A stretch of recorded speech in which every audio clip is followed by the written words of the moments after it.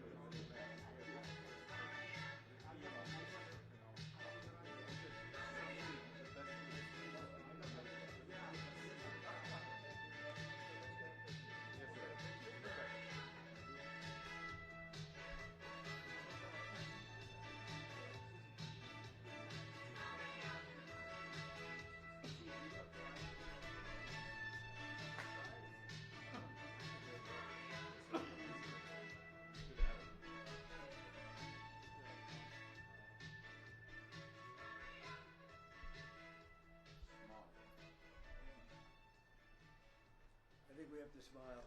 A lot of good things happen.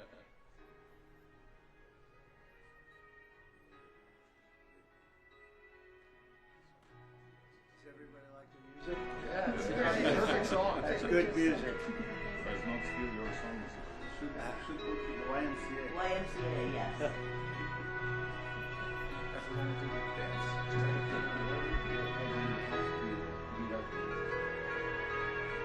Get a floating neighborhood. Good. Thank you. Okay. Thank you.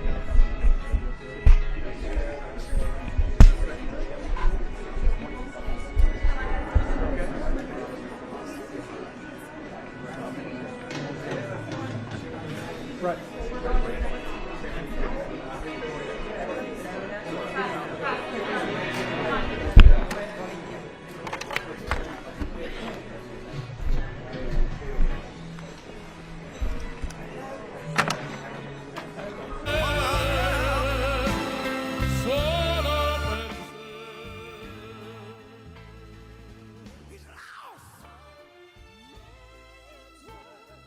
In the wilderness, it's a man's world. He's lost. They don't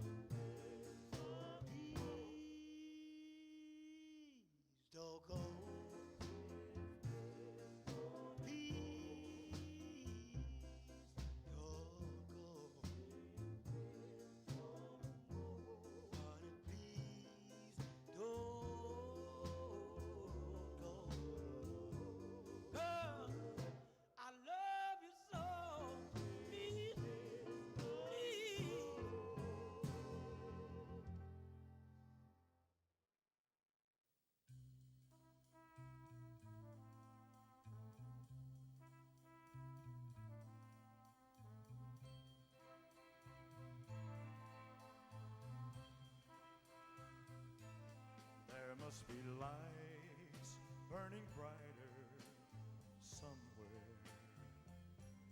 Got to be birds flying higher in a sky more blue. If I can dream of a better land where all my brothers walk hand in hand, tell me why, oh why can't my dream come true? Oh why? There must be peace and understanding sometime. Strong winds of promise that will blow away all the doubt and fear. If I can dream of a warmer sun where hope keeps shining, oh heaven will be one. Tell me why, oh why won't that sun appear?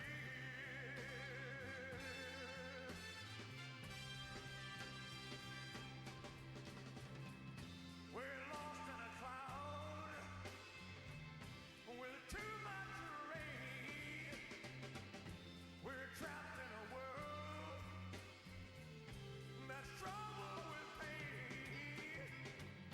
But as long as a man has the strength to dream, he can redeem his soul and fly.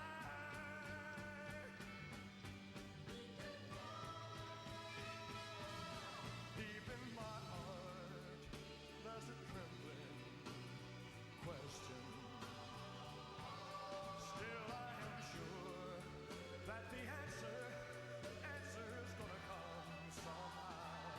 Out there in the dark, there's a beckoning candle, oh yeah. And while I can think, while I can walk, while I can stand, while I can talk, while I can dream, please let my dream come true.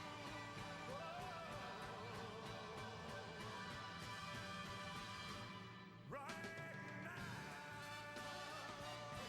oh let it come true right now.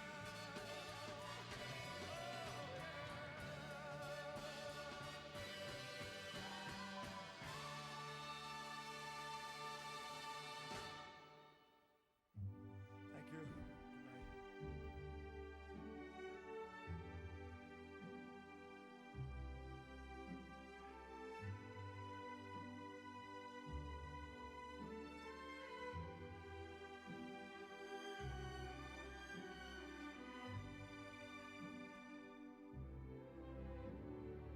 Quando sono sola sogno l'orizzonte e mancano le parole.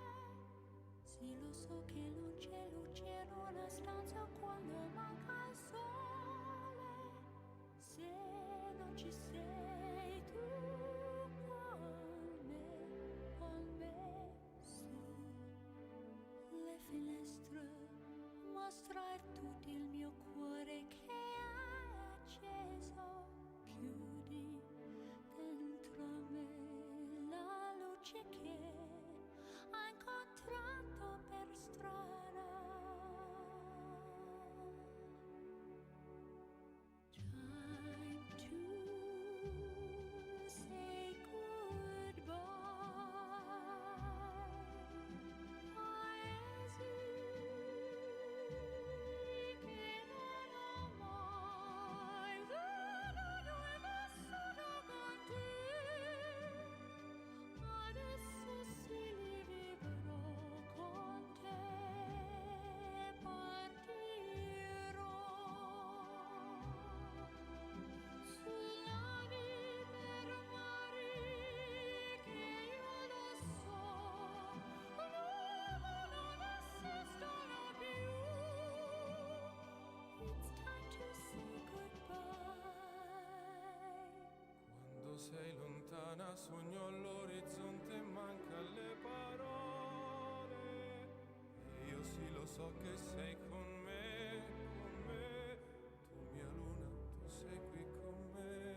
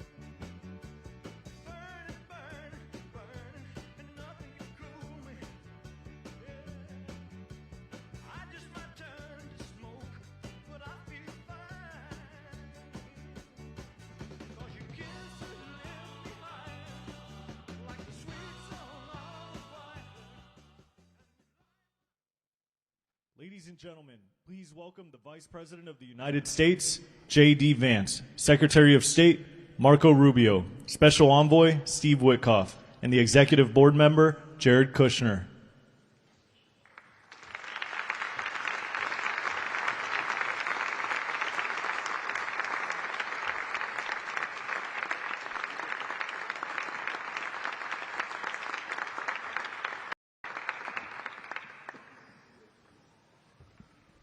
Ladies and gentlemen, please welcome the President of the United States, Donald J. Trump.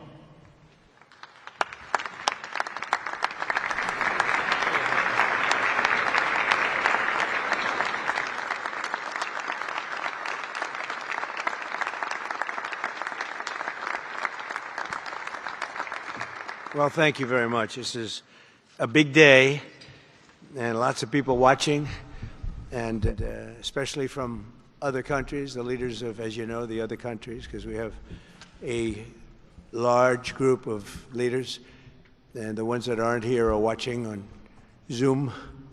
I hope they enjoy it.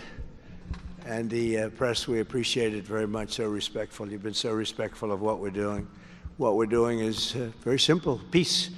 It's called the Board of Peace, and it's all about an easy word to say, but a hard word to produce, peace. But we're going to produce it, and we've been doing a really good job, and some of these leaders that are with us have helped me very much during just this first year. We have a first year like probably no other ever in our country, because we settled 8 wars, and I think a 9th to come. It's turned out to be a tougher one in our country, because we settled 8 wars, and I think a 9th to come. It's turned out to be a tougher one. I thought that was going to be the easiest one. But with war, you never know what's easy and what's not so easy. But we've had a great relationship, and I've become friendly with so many of the people. And I appreciate you being here. These are great people. These are great leaders. And the people that are watching by closed circuit and open circuit in many cases, they're so proud of it. They want it to be open. But they've become incredible friends of mine. And, you know, we rebuilt our country in my first term, and now we're at a point that the United States has never seen before. We broke 50,000 on the Dow. They said that would take 4 years. We broke 7,000 on the S&P. They said you couldn't do that within 4 years. It would be impossible. And when I came in, they were all saying, if you could get to anywhere close to 40, 45,000, it would be amazing achievement over 4 years. Well, we hit 50,000 in the first year, and we hit 7,000, which was actually tougher to do, according to the Wall Street geniuses. We hit 7,000 in the first year. They said it could take 4 or 5 years. They'd be very happy. It would have been a great job. We did it in 1. But we're doing a great job. Board of Peace is one of the most important and consequential things I think that I'll be involved in. We've been involved in a lot, and really I've been involved in a lot with the people up here. We work together on ending wars with their country. Some of the wars were 32 years long, 32, 34, and a 37. That's a long time, and we ended it in about 2 days, each one of those. But we have some other work to do, and we're getting it done. Gaza is very complex. It's been amazing. I want to thank Steve and Jared for an amazing job. Marco's over there watching. Everybody's fantastic. And JD, what a job. They were all doing. It's a team. I think it's the best team ever assembled. And you see that by the results. So today is a tremendous honor to welcome you all to the United States Institute of Peace for the inaugural meeting of the Board of Peace. Very important. I believe it's the most consequential board, certainly in terms of power and in terms of prestige. There's never been anything close, because these are the greatest world leaders. Almost everybody's accepted, and the ones that haven't will be. Some are playing a little cute. It doesn't work. You can't play cute with me. But they're playing a little bit. But they're all joining. Everybody, most of them very immediately.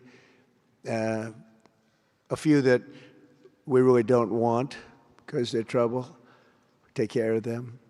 but this is the most prestigious board ever put together. You know, I've seen some great corporate boards.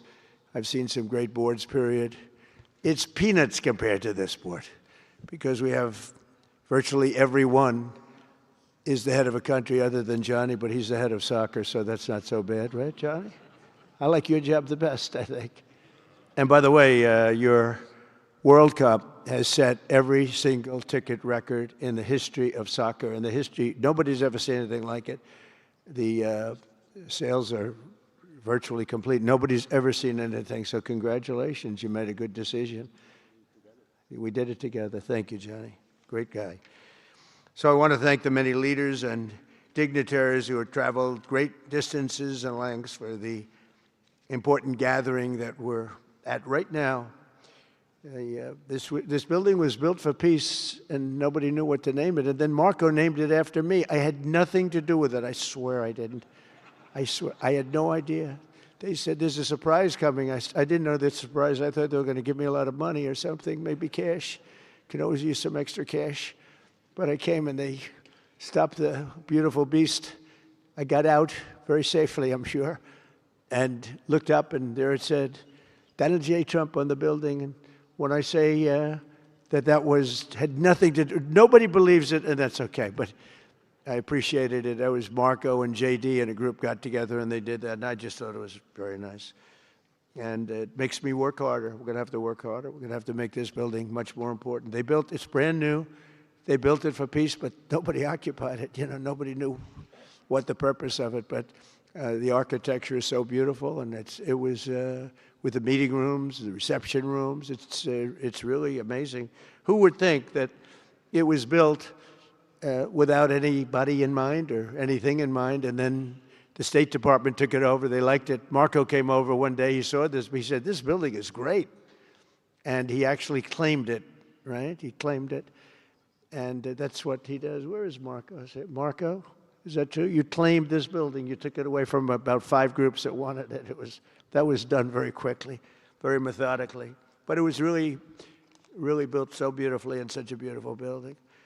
But we worked together to ensure the brighter future for the people of Gaza, the Middle East, and the entire world. I think that the Board of Peace, because it's mostly leaders and unbelievably respected people, but mostly leaders of Middle Eastern countries, countries from all over the world, and they've been very generous with money also.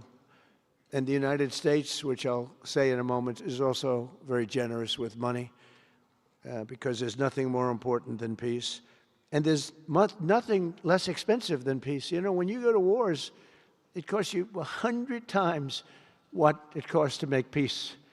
And we have a man at the end right there that's smiling because you learned that after 30 years of fighting, right? 30 years of fighting, we got it done. I want to thank you very much. That was a great thing you did. You and your new friend, they came to my office and they said, I've been fighting for 22 years. Now you're there for 23 years, right? But I've been fighting for 22 years. That's all I've done is fight this gentleman. And his counterpart was there for 7 years. He said, I've been there for 7 years. All I've done is fight this gentleman. And we had it worked out in about 24 hours, right? And it's been a good peace. And I think they've become friends. I'm not sure I'm allowed to say that, but I think so. I think they've become friends, right? Right. Great. Stand up. Stand up. These are 2 tough cookies, too. You think that was easy? It wasn't easy. These are 2 tough people, good people, but tough people. But, you know, we're in the Oval Office, and we were getting near. But the one was at one side of the room. I have 2 chairs right in front of the desk, the beautiful, resolute desk. One's over here. One's on the other side of the room. I said, folks, could you get a little closer? Well, I don't. They felt very uncomfortable. You know, they've been killing each other for 32 years. So I say, can you get a little closer? After 1 hour, they were right next to each other. We made a deal. They hugged, they signed, and we had peace with 2 very important countries, and I'll never forget it. So they started off a little weak, and they ended up really strong, and you can be very proud of yourselves. It was a beautiful thing to see. Thank you. Look at that. Can you believe it? 32 years. Thank you. Thank you very much. But we're honored to be joined today by Prime Minister Rama of Albania. President, where is President Milei? You're another one, I'll tell you. Where is President Milei? I endorsed him. I'm not supposed to be endorsing people, but I endorse, when I like people, you know, I've had a very good record of endorsing candidates within the United States. But now I endorse foreign leaders, including Viktor Orban, who's here, and others. And I endorse this gentleman, Milei. He was a little behind in the polls. He ended up winning in a landslide. I just endorsed the Prime Minister of Japan. She was in a tight race, but was probably going to win. And she won in the largest number in the history of Japan. So she likes me a lot. But it was an honor, and you're doing great. Oh, look, they're sitting right next to Victor. I think, but ultimately, I think I'm going to end up endorsing. Hey, look, as long as it works, it's okay with me. But the endorsement seems to be working in foreign countries, too, so that's good. But nice to have you both. Victor, nice to have you both. Very proud of you. The Prime Minister of another, really just a great guy, Pashinyan of Armenia. President Aliyev of Azerbaijan. I love saying that name now. You know, at the beginning it was giving me a hard time. Now I love saying it. It's a beautiful name. I love it. His Majesty King Hamad bin Isa Al Khalifa of Bahrain. Bahrain. Thank you. Thank you. Where are you? Where are you? He's so rich, he can sit there. He can sit wherever the hell he wants. You know, he could sit up in the corner. He could sit up top. He might take a piece of this building, Marco. He'll take 25% of the building for about $6 billion. Thank you. And you've been very generous also. We appreciate it. Prime Minister Hun Manet of Cambodia. Raise your hand wherever you may be. Because, yeah, hi, how are you? Congratulations. That was another one, right? We did a good job with that one. Prime Minister Madbouli of Egypt. Thank you very much, and say hello to the General/President. Okay. Prime Minister Orban of Hungary, who has my complete and total endorsement for election. Not everybody in Europe loves that endorsement, but that's okay. He does an unbelievable job. He's done an incredible job on immigration, unlike some countries that have hurt themselves, but they're working on it. But I just want to let you know, you have my total and complete endorsement, and I'm putting it out. I already did, but I'm putting it out again. And you're coming up with an election, and I think you should be good. I'll tell you, Milei did pretty well. He was a little down, right? And then he ended up winning in a landslide, so that's pretty good. You're going to do great, Victor. Thank you very much for being here. Appreciate it. You run a great country. A man that I really like a lot he's definitely tough. I don't want to fight him. President Prabowo of Indonesia. Thank you very much. Please, this is a big guy. I tell you, I said, how many people in Indonesia? He said, like 240 million. I said, no, say it again. How many? It's a big country you have. And you do a great job and respected by everybody. And thank you very much for being here. Thank you very much, Mr. President. President Tokayev of Kazakhstan, thank you very much. What a country that is. It's a wonderful country and a rich country, in case anybody has any question. We have some very rich people here today. President Osmani of Kosovo. President, thank you very much. Great job you're doing, too. Thank you very much. Prime Minister Sharif, I like this man, of Pakistan, because there was some fighting going on when I got to know him, and your Field Marshal, General, great General, great Field Marshal, a great guy. And I got to meet the Prime Minister. And he said in front of our Chief of Staff, Susie Wells, who's right here, he said, you know, nobody knows this, but I believe that President Trump saved 25 million lives when he stopped the war between us and India, right? You made that statement. I said 25 million lives. Could have been much more, actually. But it was really a beautiful thing. You said that in front of a group of people they walked out. They don't think about it, but you're talking about that kind of lives. That war was raging. Planes were being shot down, right? And it was Pakistan and India. And I got on the phone with both of them, and I knew them a little bit. I knew Prime Minister Modi very well, actually. But I got to know Pakistan through a little trade. They were trying to make too good a deal, and I got a little upset with them. And in the end, they got what they wanted, right? And they made a good deal. And I got to like them, the Prime Minister, and the Field Marshal, who's a tough man, a tough, good fighter, right? Good, serious fighter. I like good fighters, actually. And when I heard that they were fighting, I picked up a certain newspaper. I won't tell you which one, because it's fake news generally. But I picked up this newspaper, and I saw that Pakistan and India were really going at it. And then it got worse and worse, and many planes were shot down. It was all out. And I called them, and I said, listen, I'm not doing trade deals with you two guys if you don't settle this up. They said, no, that has both of them. They didn't want to do that. I said, no, it has to. If you don't do it, I'm not doing a trade deal. We're not doing a trade deal. And they do a lot of business with the United States, and they sort of softened up all of a sudden. And all of a sudden I read where there was a little bit of a pullback by one, then the other, and all of a sudden we worked out a deal, right? But I said, if you fight, I'm going to put 200% tariffs on each of your countries, which essentially makes you not allowed, you can't do any business.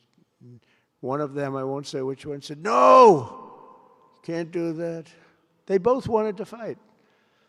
But when it came to money, it's not like money. When it came to losing a lot of money, they said, I guess we don't want to fight. And we solved that deal in 2-3 days, right? And we did. We said, these are two very powerful nations. These are two nuclear nations. And I don't want to say what was going to happen, but, bad things happen. So, Prime Minister, I want to thank you, because that was a very big deal. People have no idea. A lot of them say, oh, well, they weren't fighting. They were fighting. 11 jets were shot down, very expensive jets. And they were all in. Both of them were all in, and now they're not. And I think we'll always be able to settle up with them. I really do. I think you're going to have, it's a lot of progress was made even in the relationship. And Prime Minister Modi also, he's a great man. He's a great guy. They're all great. But I was very proud of it. President Pena of Paraguay is here. President, thank you very much. Young, handsome guy. It's always nice to be young and handsome. Doesn't mean we have to like you. I don't like young, handsome men. Women, I like. Men, no, I don't have any interest. Good. That's right. Thank you very much. You're doing a great job, too. His Excellency Prime Minister Al Thani of Qatar, just a great man, a great man and highly respected. And he's working with a man who is amazing. I always say he needs a public relations agency because you do so much good and they have you down as evil.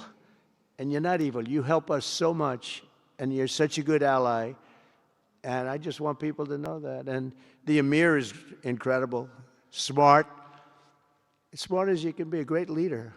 And he cares so much for the people. And he cares so much for the Middle East. So I want to thank you very much and send my regards. Your country has been a great help. So, surprising to some of the people writing out there, but now they'll start changing their tune because it's true. I only tell the truth. Prime Minister Don of Romania, wonderful people. The Romanian people are fantastic people, like you're fantastic. And a lot of them come and work in this country and help us in this country, as you know, and it's they are just really, really solid people. President Mirziyoyev of Uzbekistan, who is where? There he is, and a friend of mine. He's got one of the most difficult names in history, but that's okay. It doesn't matter. Your country's doing great. You're doing great. and just no problems. Every time I see him, nope, we're doing good, no problems. And General Secretary To Lam of Vietnam. Vietnam is incredible as a country and as a force, and it's an honor to have you. A really great honor to have you. A lot of respect for your country. We also want to express my gratitude to Vice President J.D. Vance, who is a fantastic man. He's a fantastic talent. He was a great student. He went to one school. He graduated. You know, most people, if you watch some of the people that were at the event in Munich, they didn't graduate quickly from college. They had everything they could do. There was one young, attractive woman. She was unable to answer questions. And she didn't do so well like J.D. did in college. J.D. graduated in a 4.5-year college in 2 years.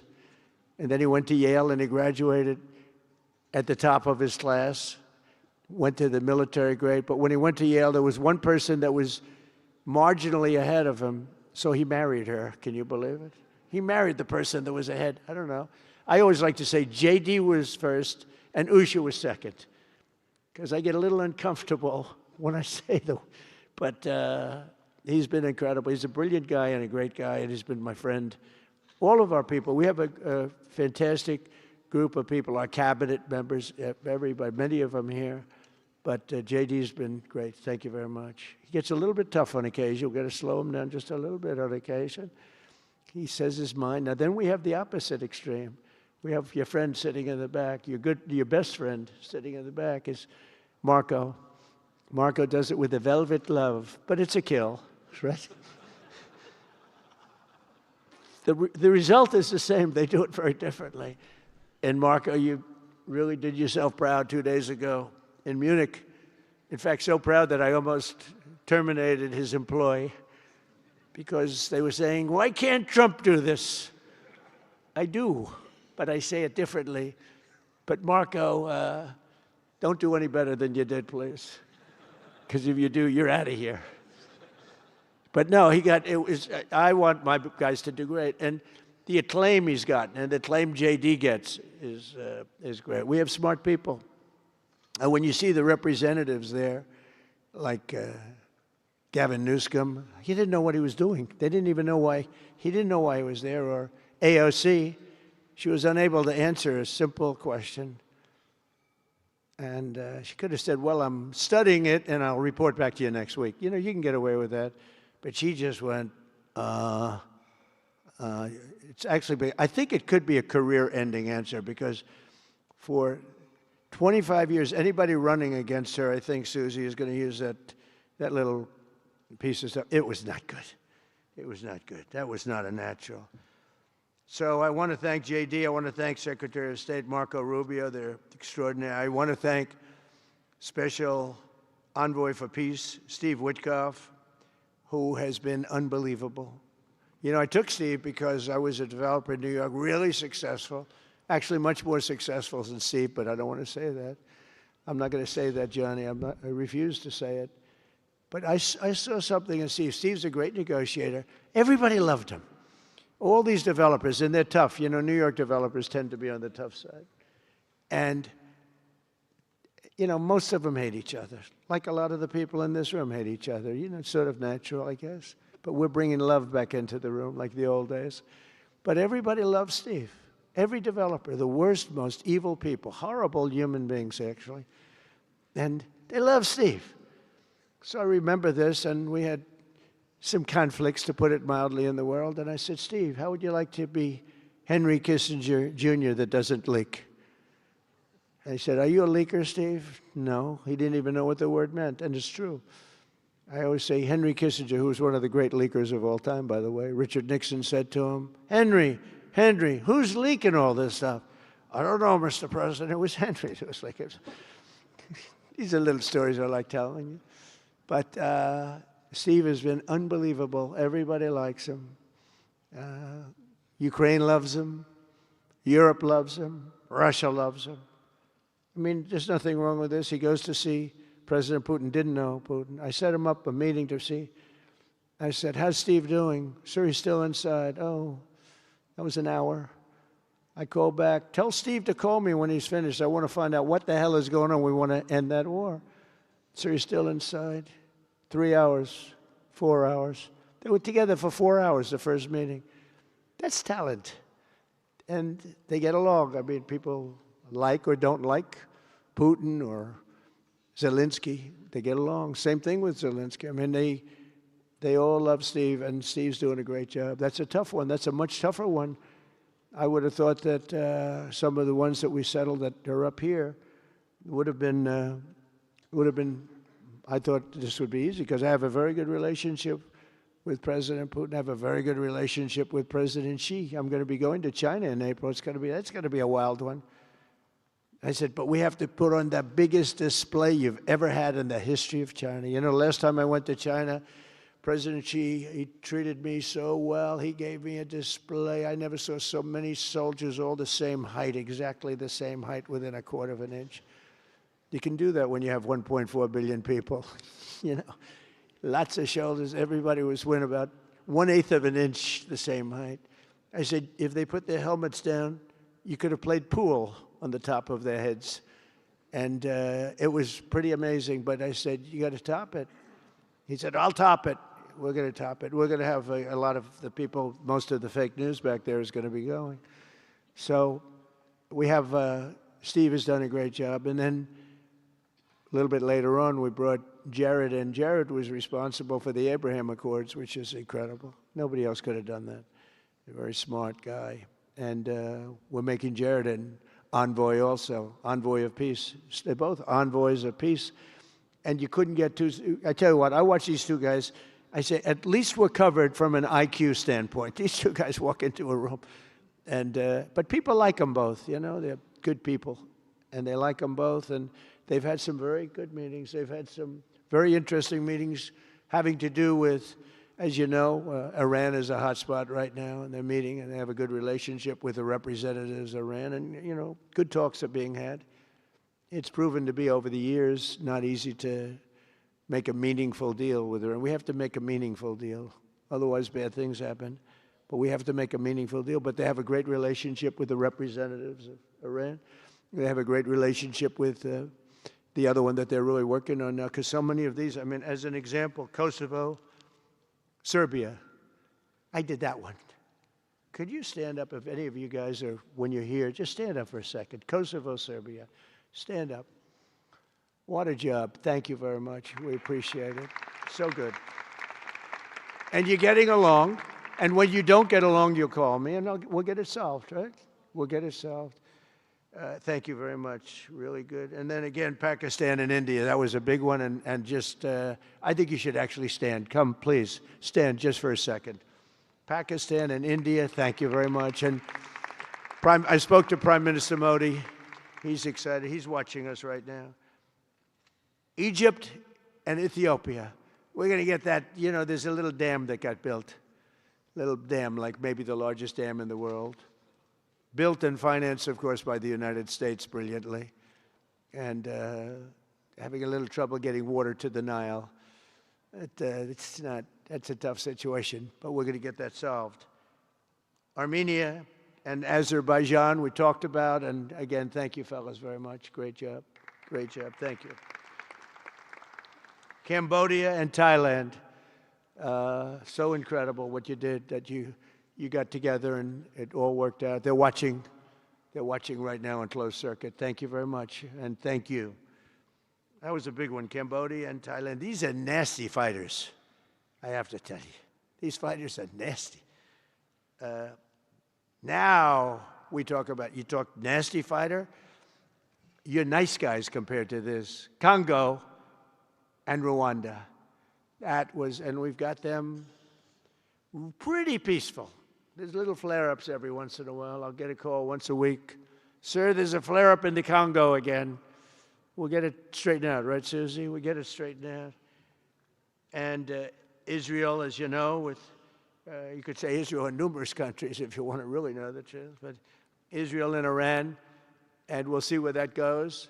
But when you think of Israel, we've done the biggest thing of all. We have peace in the Middle East right now. That's bigger than people said it couldn't be done. For 3,000 years, they've been talking about Middle East, they said it couldn't be done.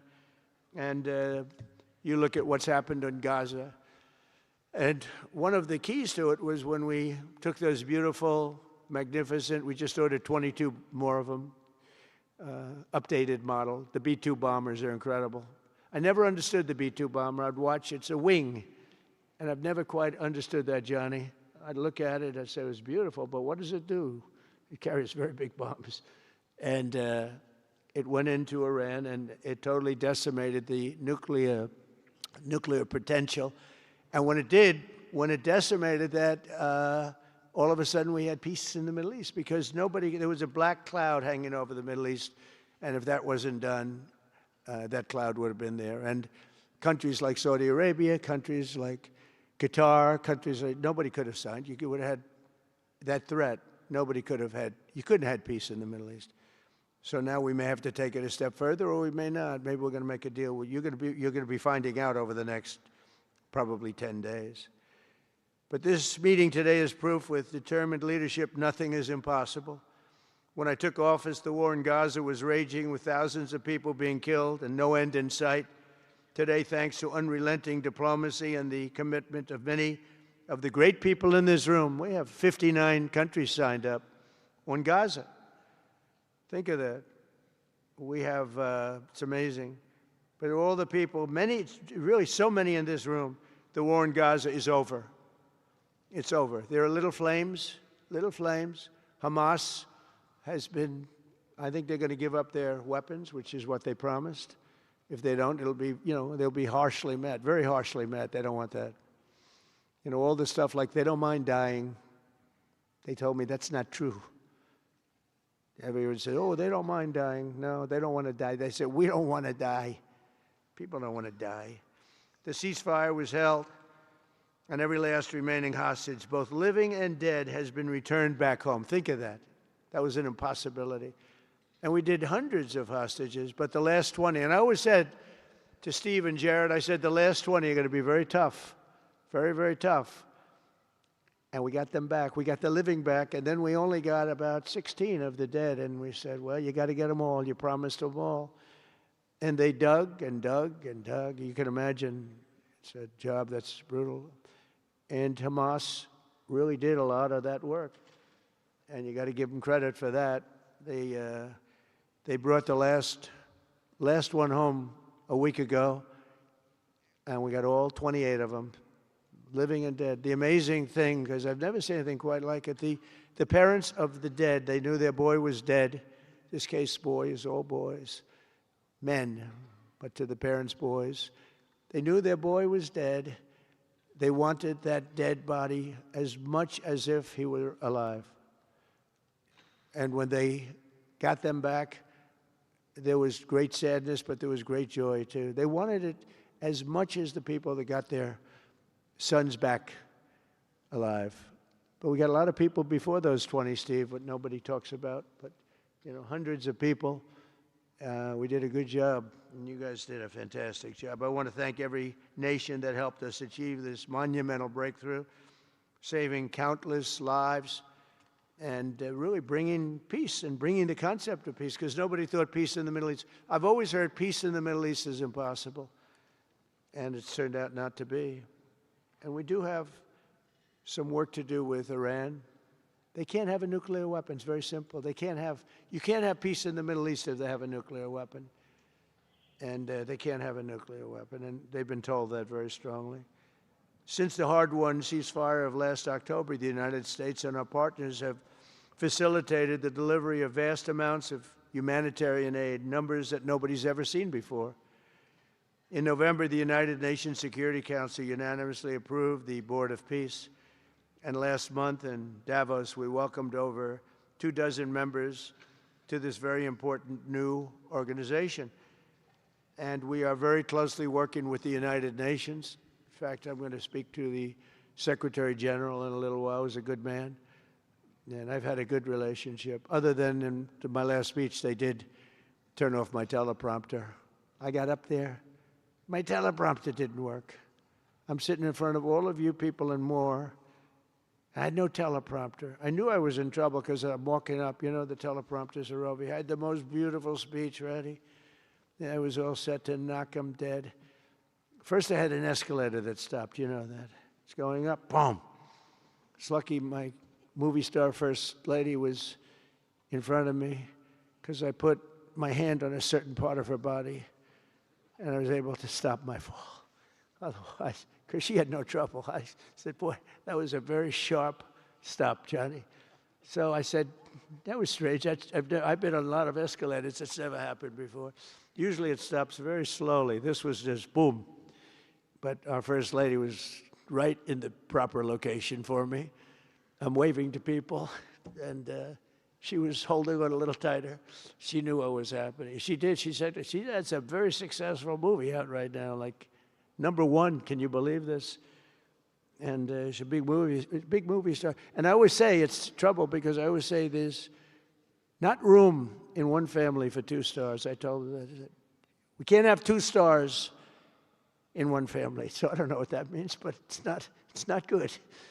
But it is good because we're proud of her. She did people in the United States love the First Lady, and she did the movie, and it's become the biggest selling documentary in 20 years. Can you believe? The theaters are all packed. Women especially, they go back and they see it 2 or 3 times, 4 times.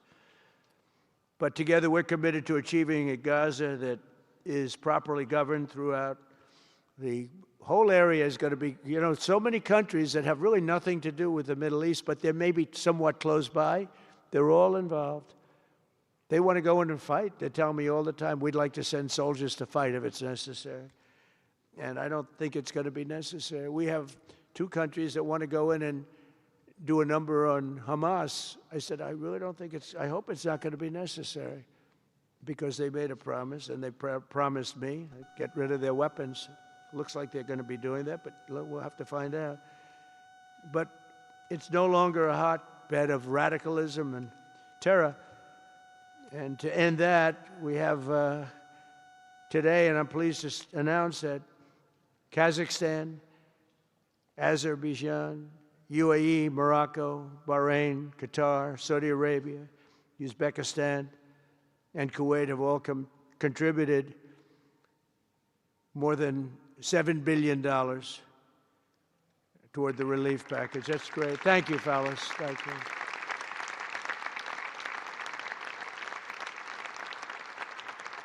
And many more are contributing too. So the numbers are, this just started. This is our first meeting. But every dollar spent is an investment in stability and the hope of new and harmonious. It's a region that's so important. It's so vibrant. It's so incredible. The people are so incredible, but we want to have a harmonious Middle East. The Middle East is amazing. So many friends in the Middle East. They're so smart. Sometimes they're too energetic. That's the, a lot of people aren't energetic. Sometimes they're a little bit too energetic. These are great people. The world is now waiting on Hamas, and that's taking place. And it's the only thing that's right now standing in the way. We have Lebanon with certain things that we're working on that are very important. We have to solve the problem of Lebanon, but it's relatively small in terms of what's been done. And again, the key was getting rid of the nuclear potential because Iran would have had a nuclear weapon based on everything we found out since within 1 month. We can't let that happen. So many of our friends in Europe are attending today, and we're eager to have them become full members. They all want to become full members, and we've had a great response from Europe. And Europe is, it's where I come from, where so many people come from that are in the United States. But we have a great relationship with Europe. We have a great head of NATO. He is a fantastic man, and he's doing a great job, really great job. I'm excited to announce that Norway has agreed to host an event bringing together the Board of Peace. Oh, I thought when I saw this note, I'm excited to announce that Norway, I thought they were going to say that they're giving me the Nobel Prize. Oh, this is less exciting. Oh, it says, I'm excited to announce that Norway, and I'm saying, oh, great, I'm getting the Nobel Prize, finally. Finally, they got it right. But I don't care. I don't care about Nobel Prize. I care about saving lives, just so you understand. we play and we all, do what we have to do. I only have one thing. I don't want to see people killed from parts of the world that are very far away from the United States. And if I have an ability to turn off wars, I want to use that ability because it's people, millions of people. It's like the Prime Minister said, 25 million people maybe. And that's a small number compared to what it could have been if you really think about it, right?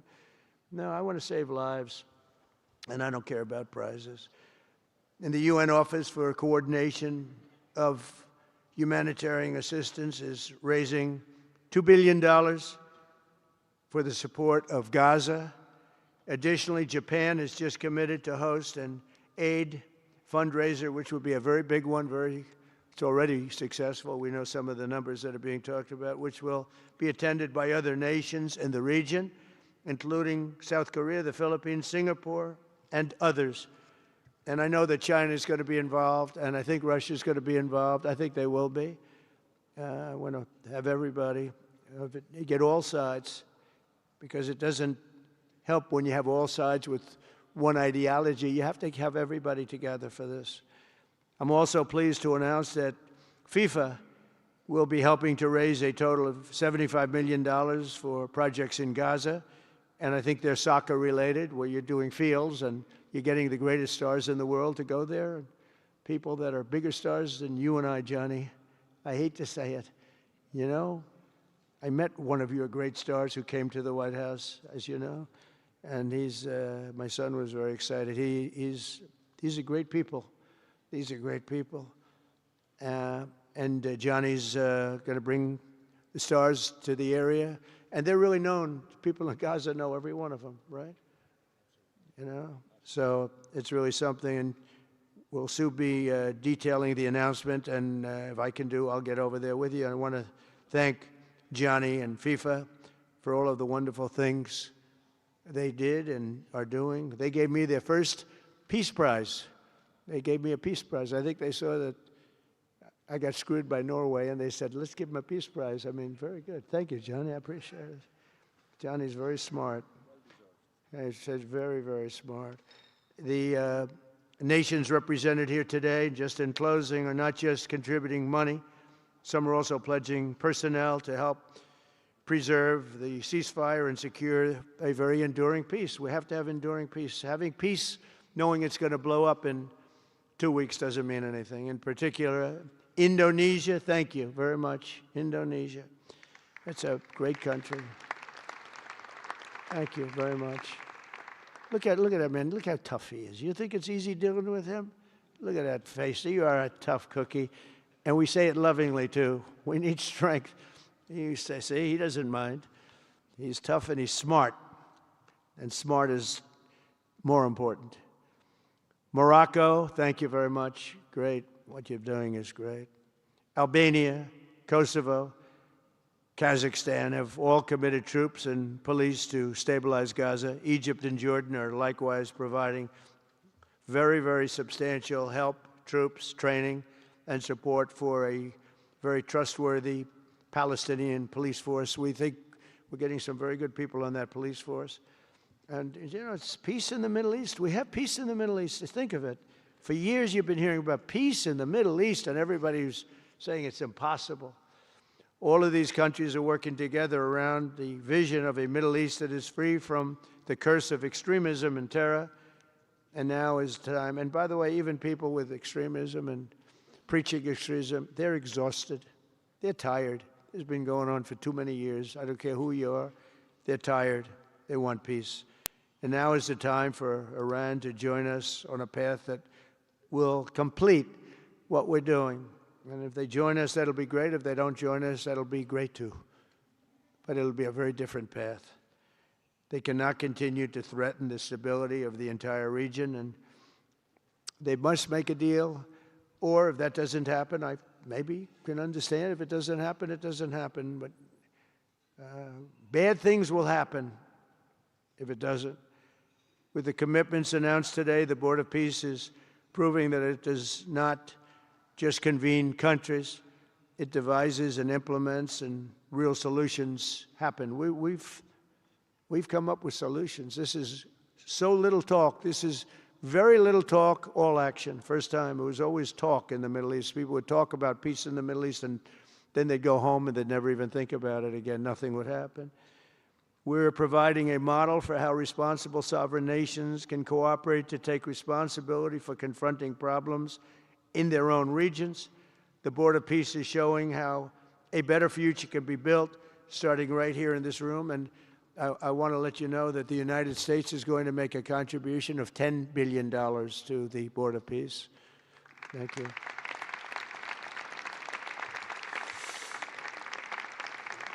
And we've had great support for that number. And that number is a very small number when you look at that compared to the cost of war. That's 2 weeks of fighting. It's a very small number. It sounds like a lot, but it's a very small number. So we're committed to $10 billion. Together we can achieve the dream of bringing lasting harmony to a region tortured by centuries of war, suffering, and carnage. They say 3,000 years. And hopefully we can lift up the eyes of the world to envision how other intractable conflicts can be settled. So many conflicts, they say, are impossible to settle, and we get them settled. We got, of those 8 that we settled, most of them were said to be not settleable. And they not only got settled, they got settled within days.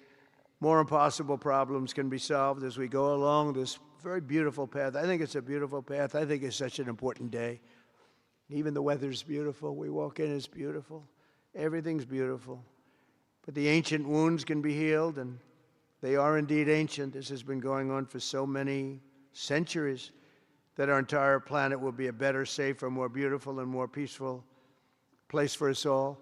We're going to be working with the United Nations very closely. We're going to bring them back. I think the United Nations has great potential, really great potential. It has not lived up to potential.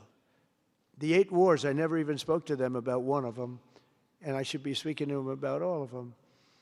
Someday I won't be here. The United Nations will be, I think, is going to be much stronger. The Board of Peace is going to almost be looking over the United Nations and making sure it runs properly.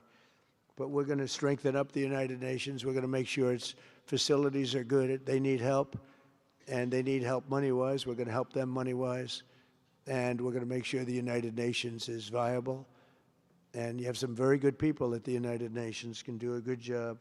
But as I said, I've said it for years, United Nations has tremendous potential. A lot of people didn't like what I said. They said, oh, you shouldn't say that because, you know, we don't care about the United Nations. No, it's really very important, and I think it's going to eventually live up to potential. That'll be a big day.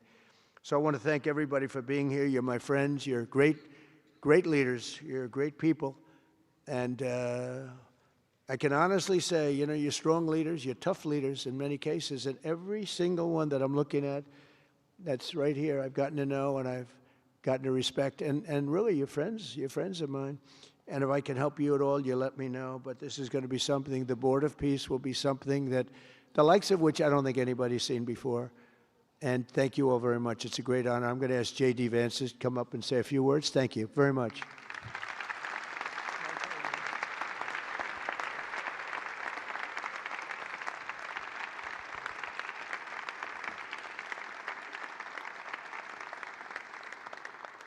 Well, thank you, Mr. President, very much for your leadership, but also for the kind words about me personally. I knew exactly what I wanted to say, but then after the President said that I was so smart and that I didn't want to repeat our Congresswoman who froze for 20 seconds over in Munich, now I'm tempted, sir, just to freeze for 20 seconds and just stare at the cameras, and maybe they'll say nice things about me like they do about Congresswoman Cortez. But I have 3 very brief messages. First of all, to the President of the United States, but to the entire team, to Marco, to Steve, to Jared in particular, who've done such an incredible job. I think what this Board of Peace represents is a recognition that if you actually have a President of the United States and a team that's committed to diplomacy, it can actually work. When I look at what happened to Israel on October the 7th, all those innocent people who were murdered, the fact that you had all of these hostages, and of course, a terrible war that came from it, I remember thinking to myself, how is it ever going to be possible to get these hostages home safely, to make it possible for the people of Gaza to actually have a reasonable future, but also to ensure that Israel is never attacked again. It turns out the answer was you just needed a president who was committed to the effort and committed to the work, and that's what we had, thankfully, under the leadership of this president. And you got to make peace, but then you have to make the peace stick. And that brings me to my second point. That's what the Board of Peace, I think, is fundamentally about, is making the peace stick. And it's an incredible thing that you guys have all done. So to all of the leaders gathered here today who are investing in the future, who are investing in peace, we're grateful to you. We're grateful for your partnership. And in particular, I think to the president of Azerbaijan and the prime minister of Armenia, who I just saw last week, thank you all for making it possible and for showing what real leadership can accomplish. When you set aside weapons and killing and destruction and invest in your people and invest in prosperity, it can create great things. So thank you both for what you did. I think it showed great leadership. And finally, to the American people, I think it's important that the American people recognize why we're here today. And the reason that we're here today is, yes, to save lives and yes, to promote peace, but this creates incredible prosperity for the American people. The countries represented here represent trillions of dollars of investment in the United States of America that would not have been possible without this president's leadership and advocacy for peace. The economies here represent millions of American jobs of people who are receiving products built in American factories and made by American workers would not be possible without a focus on peace. So, Mr. President, while I think this is great for the world, I also think it's really, really great for the United States of America, so we're looking forward to the partnership. With that, I want to turn it over to the MC for the rest of the program, and that is our great press secretary, Carolyn Levitt. Thank you.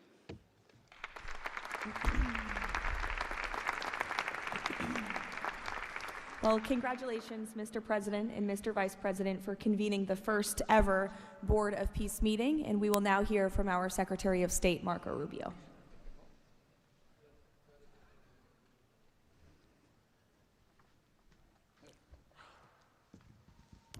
I'll be brief and to the point. We want to talk a little bit about the strategic vision of this organization and begin doing so by first acknowledging that we are here today because the President of the United States, Donald J. Trump, has both an ability and a willingness to use the power of his office to think outside the box.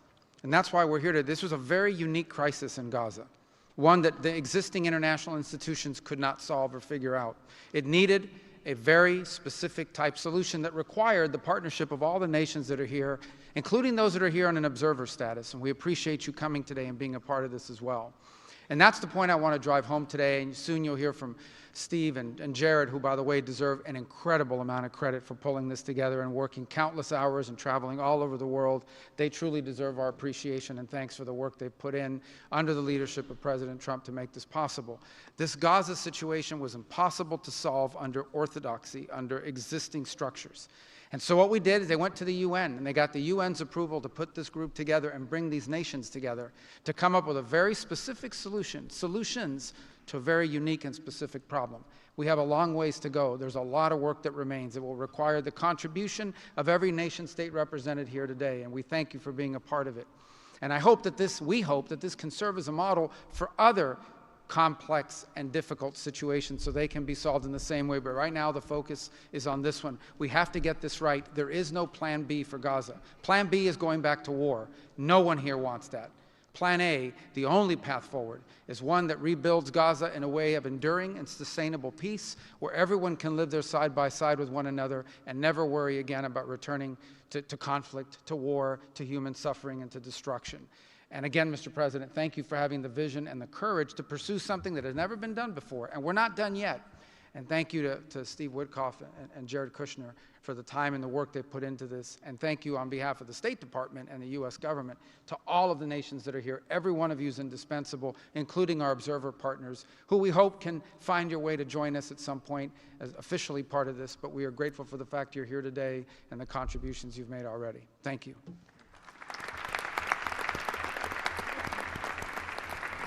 Thank you, Marco. We will now hear from our special envoy, Steve Witkoff.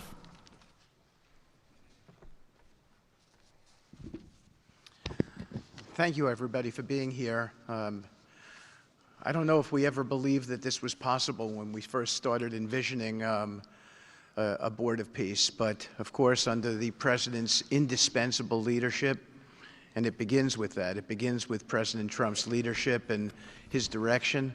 We are here today, and it's pretty amazing. I think we have some people to thank. We had an amazing partnership between the mediating countries, Qatar, Egypt, Turkey, Prime Minister Mohammed. You are an exceptional human being. You really are. Ali, thank you for everything you did. That's you right over there, Ali. Wherever Hakan is, Hakan, you were amazing. And so was Ibrahim and President Erdogan, and of course, to the Egyptians, Badr, I know you're smiling because we went through so much. And General Hassan was amazing. We all became friends here. And Prime Minister Sisi, President Sisi, pardon me, and so many others. But our team, JD, your insight, your counsel, and Marco, you're an amazing secretary, and it's a privilege to work for you. And Jared, you are my dear friend and the best partner I ever had. You are an amazing person. But Mr. President, it is my greatest honor to work for you. It is the blessing in my life. I've had many blessings. I don't have to be a practicing lawyer anymore, but this is my greatest blessing. But I also have to mention one other person who is important to this discussion. Oh, the Israelis, I forgot. Prime Minister Netanyahu. Without him, much wouldn't have been accomplished as well. And that's really important that we acknowledge him here today, and Ron Dermer. But a person who doesn't care much about the acclaim, we have to acknowledge too, and that's you, Susie.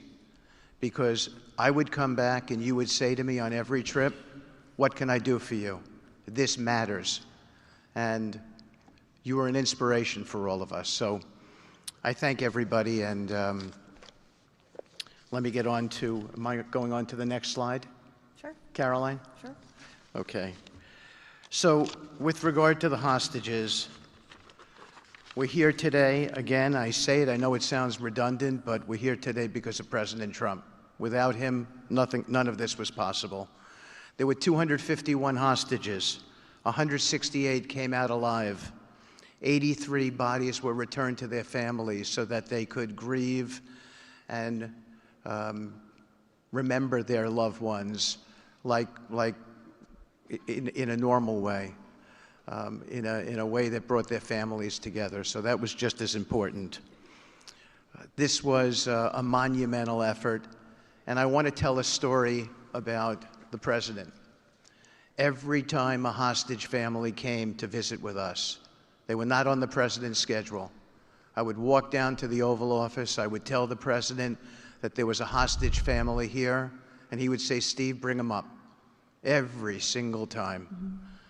And when we got the last 20 out, we had a celebration at the White House, and I could see the emotion on the president's face. And he came up to me and he said to me, I have to tell you, this is my 5th year in the Oval Office, and I don't know that I've ever had a more special time than this moment with these people, seeing them come home.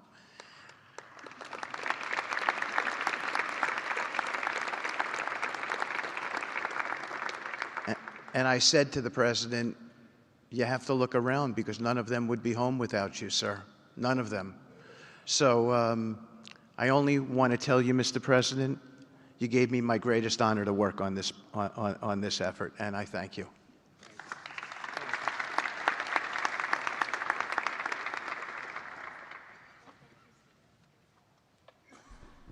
Thank you, Steve. Now you're going to hear directly from the team that has been tasked with implementing President Trump's 20-point plan for Gaza, beginning with our ambassador to the United Nations, Mike Waltz.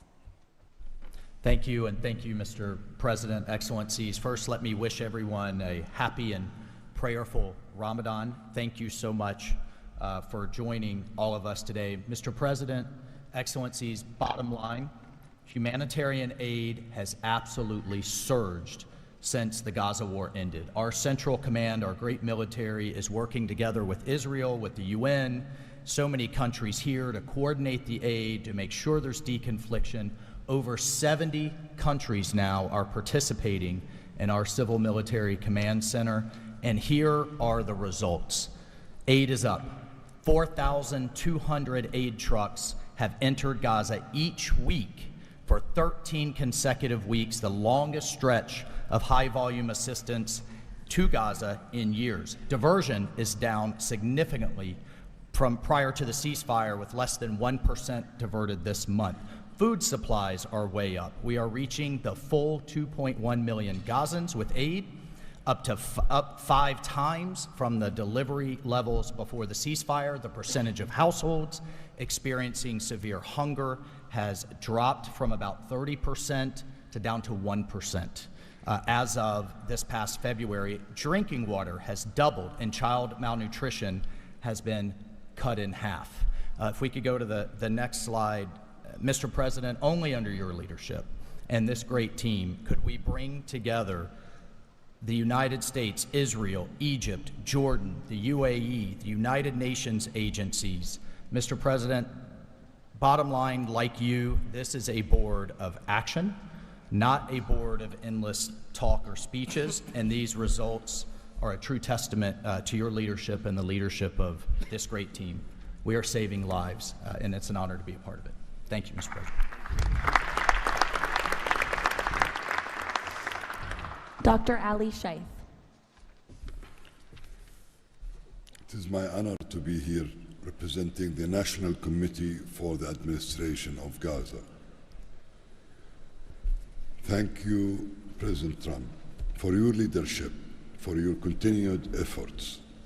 A new governing authority is now in place for Gaza, with a clear mandate and a clear commitment to establishing development and stability. However, we are operating in extremely difficult conditions. Large parts of Gaza Strip are severely damaged, destroyed actually. Humanitarian needs are acute. Law and order remain fragile. This is not normal operating environment, President, which is precisely why discipline and prioritization matter. Our priorities, therefore, are defined into 4 categories. First, restore security via professional civilian police under one authority, one law, and one weapon, including training and developing 5,000 Gazan police to be deployed in 60 days. Secondly, revive economic activities and livelihoods, creating decent jobs, especially for our young population. Thirdly, ensure sustainable emergency relief as described earlier. Fourthly, restore basic services including electricity, water, health, and education. And last but not least, is access and movement. Our mandate is simple, President. Step by step to build the foundation for lasting peace, dignity, and prosperity for the people of Gaza. And this is where we count on your continued leadership and support. Blessed the peacemaker. Thank you.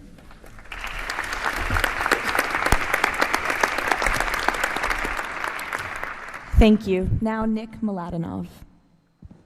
大家好，我是主播林家远。生活压力大，失眠、浅眠是现代人常见的烦恼。太阳星全效克菲尔益生菌现在进一步推出晚安加强版，添加水染 GABA、色氨酸、茶氨酸、香蜂草4大天然草本，选择太阳星全效克菲尔益生菌，做好日常保养，身体轻松无负担。每日克菲尔，时刻美好 ，Good Feel Good， 请上快点购为健康下单，输入推荐码有额外折扣。太阳星全效克菲尔益生菌基础版、晚安加强版，新包装改版，内容不变，抽取更方便，要吃就吃最好的。